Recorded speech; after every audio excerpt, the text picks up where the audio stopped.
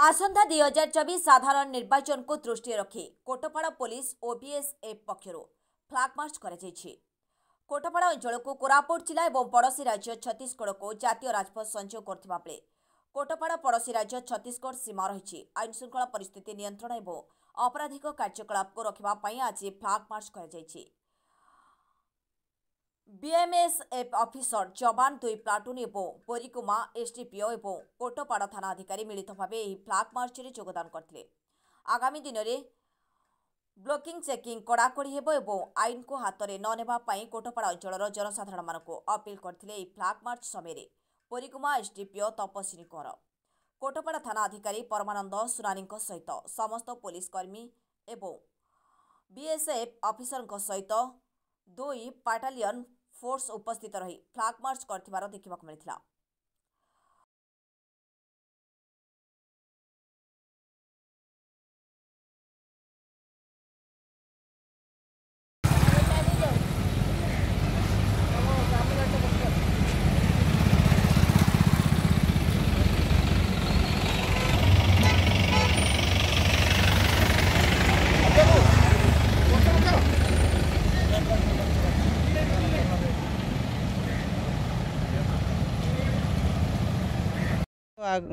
आगामी साधारण निर्वाचन को आखि आगे रखी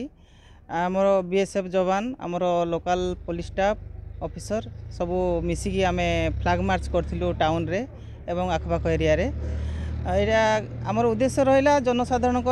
मन रे जो भय रोची जो ये रोची निरपेक्ष निर्वाचन केमती हो पारिबो से माने केमती तांकर वोट फ्री रे देई पारिबे सेथि पई आमे फ्लैग मार्च करथिलु। आगामी दिन भी आउ थे भी फ्लैग मार्च भी हम पेट्रोलिंग भी हम कड़ाकड़ी हम आमर सब प्रकार एनफोर्समेंट एक्टिविटीज चली जमीती कि वारेंट ड्राइव इलीगल जो एक्साइज सेलिंग उपरे एवं आमर बॉर्डर चेक पोस्ट रे आमर चली चेकिंग चलची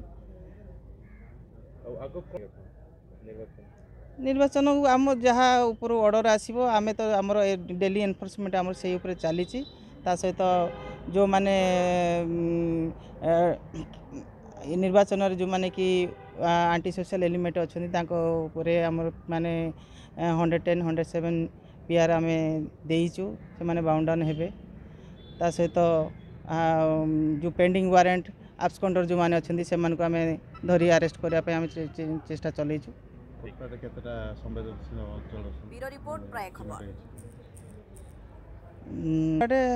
पाखापाखि 41टा संवेदनशील आम आइडेंटिफाई करूँ बूथ